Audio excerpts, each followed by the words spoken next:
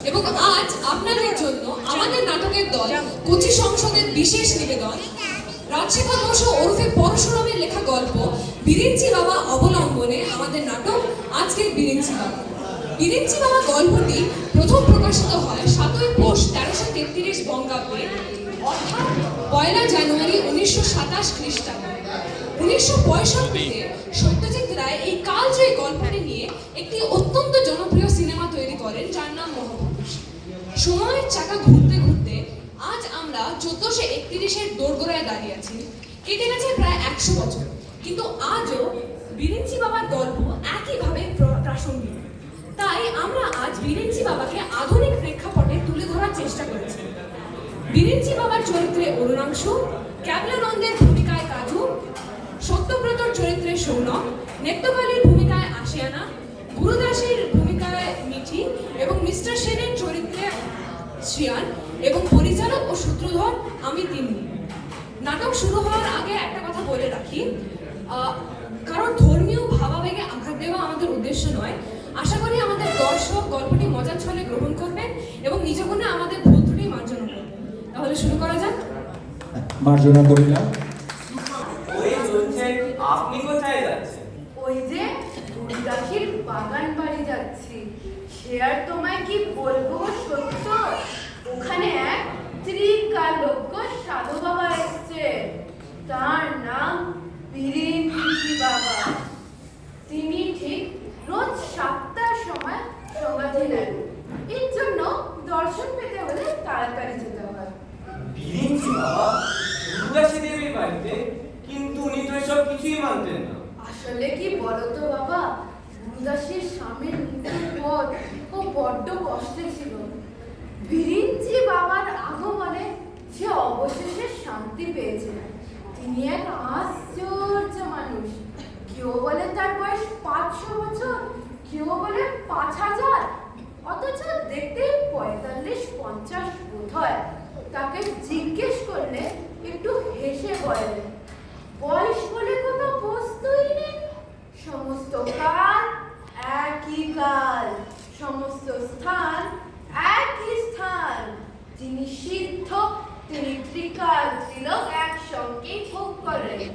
তাই তো গুরুদাসী বলছে সে তার ভীষণ সম্পত্তি সব বিরিঞ্চি বাবাকে দিতে দেবেন। ব্যাপারটা তাহলে এত দূর গড়িয়ে গেছে? দেখো সত্য, উনি সত্যি সিদ্ধ পুরুষ। উনাকে নিয়ে তুমি আমার হাসি ঠাট্টা করবে না। আচ্ছা আচ্ছা ঠিক আছে, রাগ করবেন না। আচ্ছা, আপনি যখন বিরিঞ্চি বাবার আশ্রয়ে যাচ্ছেন তাহলে আমিও চলি। তুমি যাবে বিরিঞ্চি বাবার কাছে? অবশ্য নতুন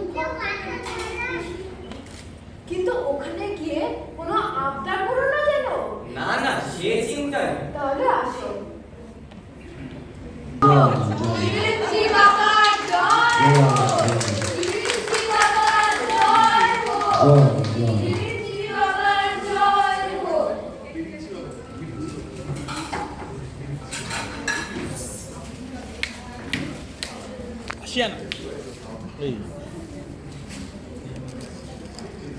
কাল একটু অতি মাইকটা বেশি বিচিত্র দূরে চলে বস্তু। লোকে বলে আজ আছে, চলে যাই। কাল নেই। আমি বলি কাল আছে, আজ নেই।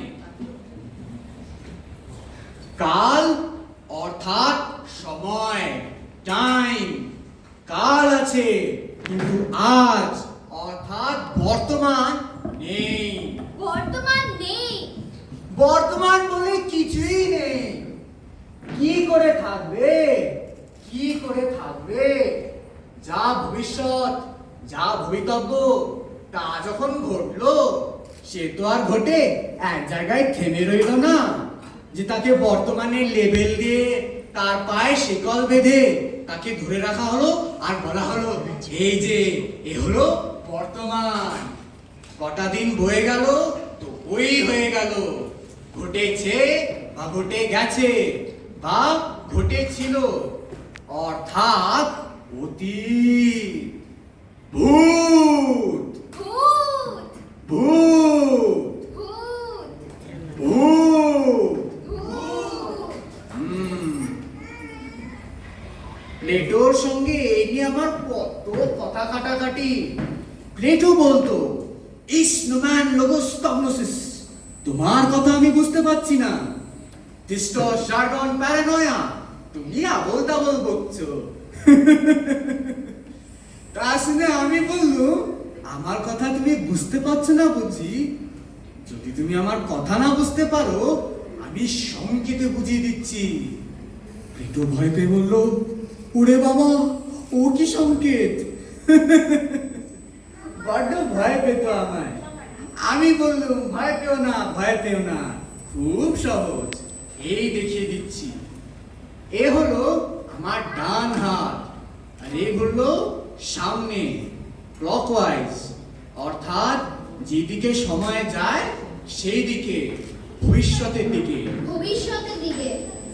আর এ হলো আমার বাঁ হাত, এগুলো পেছনে, অ্যান্টি ক্লকওয়াইজ, অর্থাৎ যেদিকে সময় হয়ে গেছে সেই দিকে, অতীতের দিকে। অতীতের দিকে। আর এই হলো একসঙ্গে।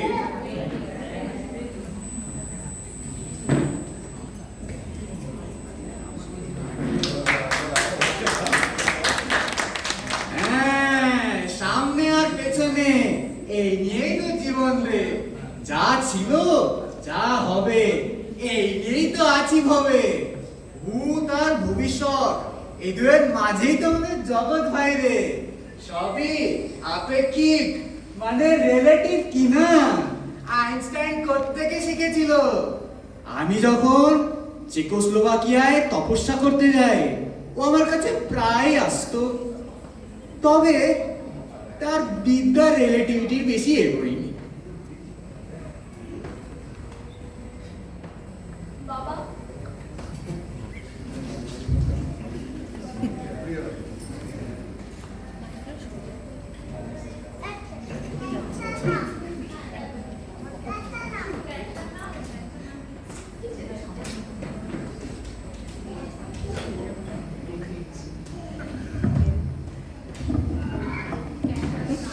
বাবা, আপনিই ভূত, আপনিই ভবিষ্যৎ, আপনিই বর্তমান, আপনি আমাদের সব বাবা।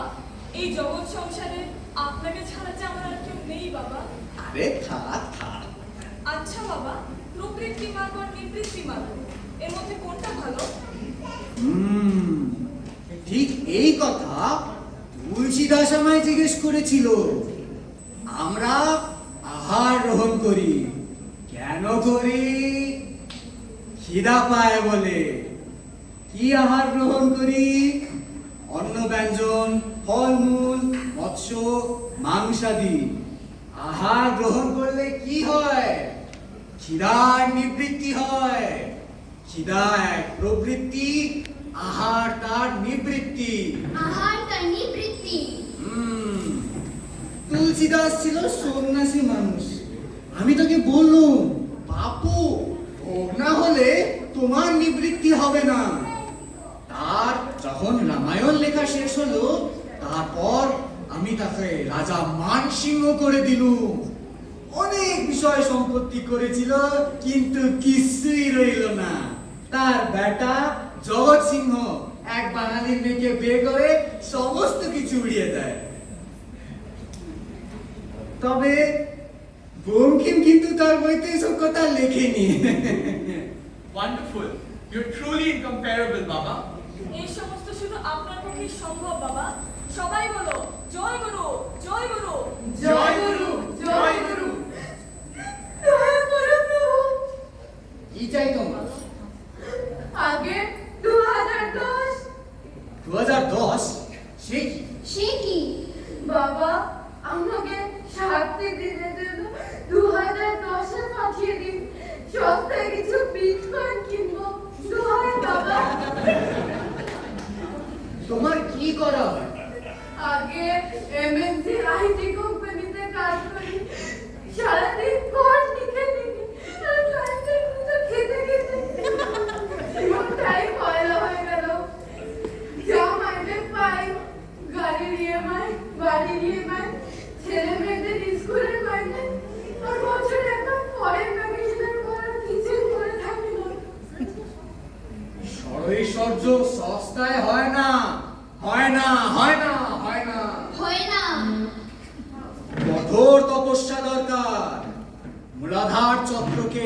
জ্বালা দিয়ে কুলকুণ্ডলিনীকে আজ্ঞাচক্রে আনতে হবে, তারপর তাকে সহস্রার পদ্মে তুলতে হবে।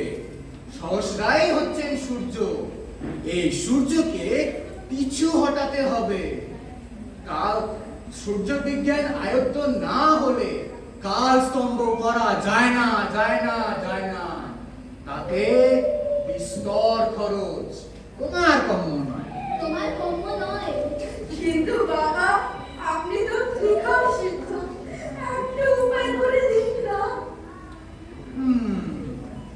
একটা উপায় আছে। তুমি আপাতত মার্তণ্ড মন্ত্রটা জপ করা শেখো। রোজ দুপুরবেলা সূর্য দিকে চেয়ে 108 বার বলবে, মার্তণ্ড, মার্তণ্ড, মার্তণ্ড, মার্তণ্ড। মার্তণ্ড, মার্তণ্ড, মার্তণ্ড, মার্তণ্ড। খুব তাড়াতাড়ি, কিন্তু খবরদার চোখের পাতা যেন না পড়ে, জিভ যেন জড়িয়ে না যায়, তাহলেই মরবে। তাহলেই বলবে। আচ্ছা বাবা।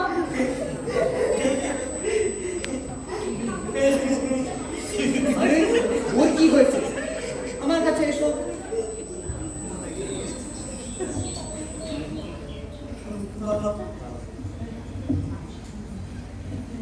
চেনা চেনা বোধ হয়। আমার নাম সত্যব্রত। সত্যব্রত? ও, এখন যদি তোমার ওই না, তোমার যেন কোথায় আমি দেখেছি।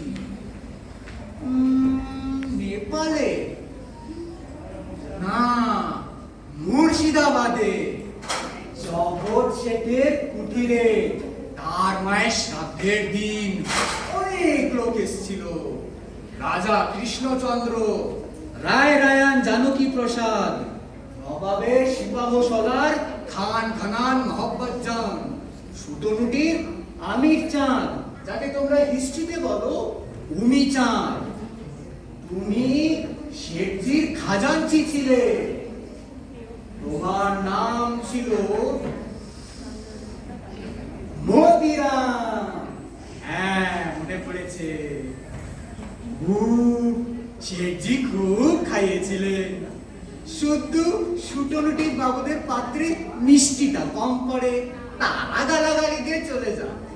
তবে মতিরাম, সত্যব্রত, তোমার কি চাই? উদ্ধার করো বাবা, মানব জন্মে ঘেন্না ধরে গেছে। আমায় বইন করে সেই ত্রেতা যুগে পাঠিয়ে দাও বাবা, অন্নমুনির আশ্রমে।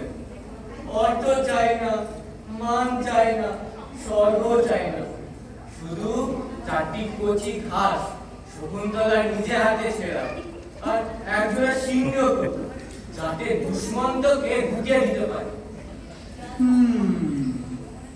তুমি আপাতত ধূর্যটি মন্ত্রটা জপ করা শেখো, তাতে তোমার সুবিধে হবে। রোজ ভোরবেলা উঠবে আর বলবে, ধূর্যটি, ধূর্যটি, ধূর্যটি, ধূর্যটি। ধুজ্জটি, ধুজ্জটি, ধুজ্জটি, ধুজ্জটি। খুব তাড়াতাড়ি, কিন্তু ওই জীব জড়ালে বলবে।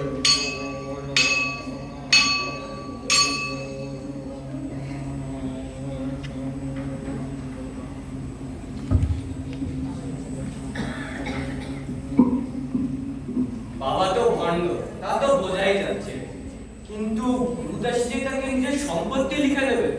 আর যদি এরকমই চলতে থাকে, তাহলে তো আরো অনেক ভক্তরা অনেক কিছু করে বসবে। না, এই ভণ্ড বাবা যে আমাকে দাঁড়াতেই হবে। কিন্তু কিভাবে? একটা উপায় আছে। পরের দিন আবার বিরিঞ্চি বাবার আসর বসে। বিরিঞ্চি বাবার জয় হোক, বিরিঞ্চি বাবার জয় হোক, বিরিঞ্চি বাবার জয় হোক, বিরিঞ্চি বাবার জয় হোক।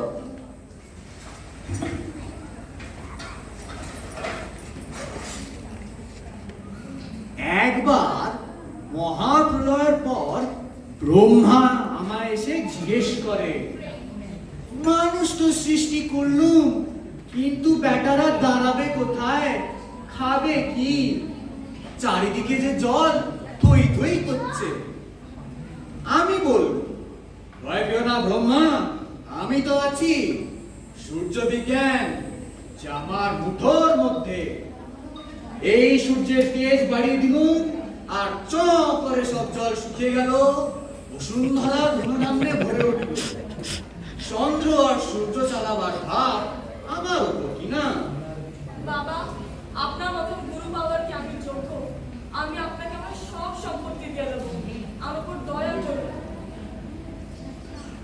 ধন দৌলত সকলেই চায়, কিন্তু উপযুক্ত পাত্রে পড়া চাই। যার তার হাতে পড়লে সে তো সর্বনাশের কথা। সে তো সর্বনাশের কথা। তখনই যত গোলমালের সৃষ্টি। আসলে অর্থটা আদত কথা নয়, সেটা কার হাতে পড়লো সেইটাই গিয়ে হলো বড় কথা।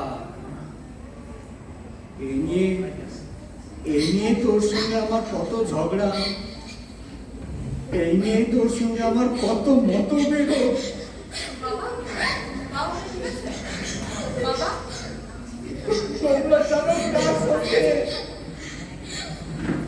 যিশুর সঙ্গে শিশুর সঙ্গে Oh my God. যিশু বলতো ধনীর কখনো স্বর্গরাজ্যে লাভ হবে না। আমি বলতাম তা কেন, অর্থের সদ্ব্যবহার করলেই হবে। সেদিন অনেক কটু কথা শুনিয়েছিলাম তাকে, পরে অনুতাপ হলো। বেচারা বেঘরে প্রাণ হারালো, বেচারা বেঘরে বেচারা বেঘরে। বেচারা। আপনি কি জিসাস ক্রাইস্টকে জানতেন? লোকে বলে ক্রুসিফিকশন, আমি বলি ক্রুসিফ্যাক্ট, কারণ আমার নিজের চোখে যে দেখা। My God. And Gautam Buddha? Gautam, Gautam, ও তো সেদিনকার ছেলে। I knew the Buddha when he was a chokra. Baba, I would like to present you a third of my mortal belongings. For what good use do I have them once I'm gone?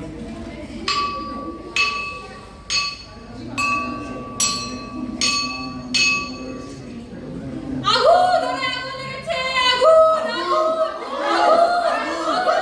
আরে বাবা, আগুন লেগেছে। কি বাবা, আপনার সমাধির কি হলো? এটা কি ইয়ার্কি হচ্ছে নাকি মশাই? দেখতে পাচ্ছেন না আগুন লেগেছে, ছাড়ুন বলছি। কেন, অগ্নিবিদ্যাটা জানেনই বুঝি? আপনার ভণ্ডামি আজই শেষ। এখন এখান থেকে কেটে করুন তো। এই তল্লাটে আপনাকে তল্লাট কখনো না দেখি। যান যান বলছি। আপনারা এখন যাবেন না, একটু দাঁড়ান। ওটা আগুন নয়, ধুনুচির ধোয়া, আমি এনেছি। কিন্তু বিরিঞ্চি বাবা ওটা আগুন মনে করে নিজের সত্য প্রকাশ করে দিয়েছে। বেটা, আমাদের সঙ্গে চালাকি? My God. I knew from the beginning that this Baba is an impostor and that Chela is an imbecile. I was just waiting for the right opportunity to unmask the liar. What an exasperating farrago of distortions, misrepresentations, and outright lies by an unprincipled nincompoop masquerading as a godman.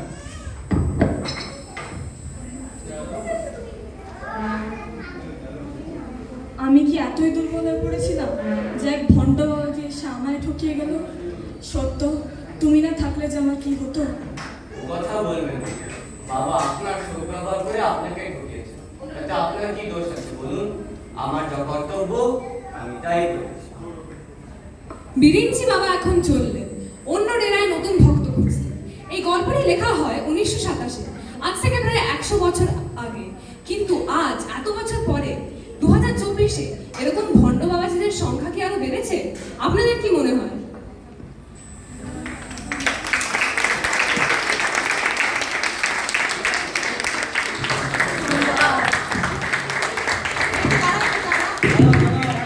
ছবি ছবি ছবি